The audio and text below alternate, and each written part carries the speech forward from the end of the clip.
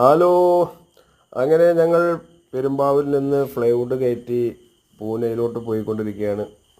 അങ്ങനെ ഇപ്പോൾ മാഹിയിലാണ് ഉള്ളത് ഗേസ്. മാഹിയിൽ ഡീസൽ അടിക്കാൻ വേണ്ടി പമ്പിലാണ് ഇപ്പോൾ ഉള്ളത്. മാഹിയിൽ നമ്മുടെ നാട്ടിലെ കേരളത്തിലെ റേറ്റ് അല്ല, 81 രൂപ 86 പൈസയാണ് 1 ലിറ്റർ ഡീസലിന്. കേരളത്തിൽ അത് 95 രൂപേൻ്റെ അടുത്ത് വരും. അങ്ങനെ നമ്മുടെ വണ്ടി 460 ലിറ്റർ ഡീസൽ കൊള്ളുന്ന ടാങ്കാണുള്ളത്.